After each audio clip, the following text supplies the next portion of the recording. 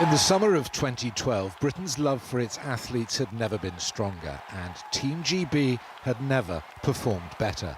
A fast-growing winning culture meant Britain was starting to challenge the traditional Olympic superpowers.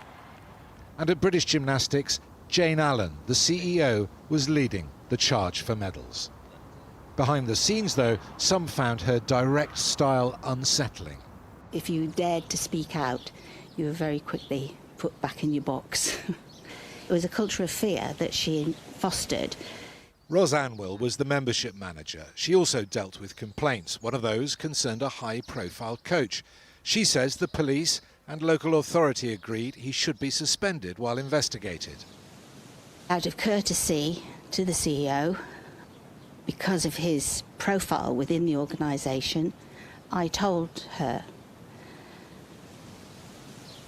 To say that she wasn't happy would be an understatement.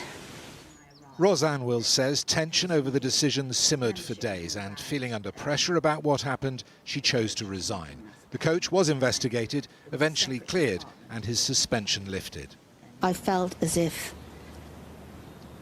I was letting down the gymnasts, that they would think, well, what's the point of making complaints because nobody is going to listen. That's how I was left feeling. And still feel like that. I feel that I did let them down by leaving. I should have faced it. I should have stood up to her, but I don't think I would have been allowed to. Jane Allen was appointed Chief Executive of British Gymnastics in 2010 after running the same sport in Australia for the previous 13 years. At the head office in Shropshire, it appears, several investigations into coaches didn't go very far, and some of those that did took their time.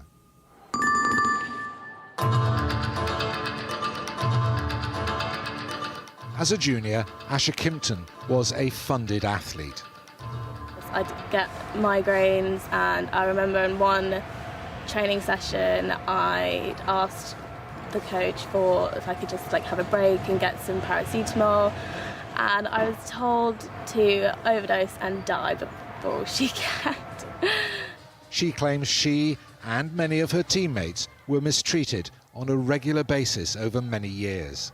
I'd had an injured wrist and I was training on the beam, and I'd actually fallen off from doing a skill that I was scared to do, and I ended up breaking my foot, and no one in the gym came over after seeing me fall to see if I was okay. I kind of hopped out of the main gym crying, and then the coach in question threw her phone at me to say, call your mother, just get out of my sight. AASHA recently discovered 2 complaints were made against her coach, the first in 2009, 3 years before she told British Gymnastics about her own mistreatment in 2012. A further complaint against the same coach 3 years later led to a police investigation. The coach was suspended in 2017, 8 years since a red flag was first raised to British Gymnastics. It doesn't make sense to me, to be honest, that they would just allow this to happen to children 8, 9 years old. It just doesn't make any sense. And again, if they had taken those complaints seriously, maybe I wouldn't have experienced the abuse and so many other people. Another former employee has told us she was aware when complaints came in, they wouldn't always end up being dealt with by welfare officers. Obviously, if it's a national coach, it would bypass that particular department. So why would a child come forward to make a disclosure knowing that nothing would be done? So, in her view, are all claims of abuse investigated thoroughly when they land on British Gymnastics' doorstep? If you were a parent who wanted to make a complaint, would you make a complaint to British Gymnastics as things stand? Currently, no. Knowing what I've seen, no. There's been a lot of parents that I'm aware of that have made complaints regarding national coaches, which have fell on deaf ears. If Jane Allen was sitting opposite you now, what would you say to her? Yeah, take responsibility for the culture that you fostered. And apologise, maybe? Well, that would be an added bonus, but I think you'll wait a long time. I would like to apologise to the gymnasts for going. You feel deeply about that, don't you? Yes, I do. I do. Yeah. To this day, she believes if she stayed, she might have helped make gymnastics a safer place. It's moving stuff, isn't it? Really serious allegations. British Gymnastics has responded. What have they said? Yeah, well, they've consistently declined our offer to Jane Allen of an on-camera interview, but they have given their response in detail to us. They absolutely refute all Ros and Will's claims, and they say allegations against the coach in question went through the correct procedure. They do confirm he was suspended, and then that suspension was lifted after an investigation.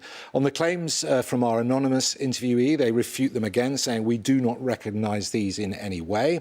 Regarding both former employees, British Gymnastics suggests they should go to the independent review with their claims. On AASHA KIMPTON's allegation, they say the coach in question remains suspended, and they are still investigating the case. They describe it as complex and are urging anyone with new information to contact their integrity unit. The coach herself denies the allegations and any wrongdoing.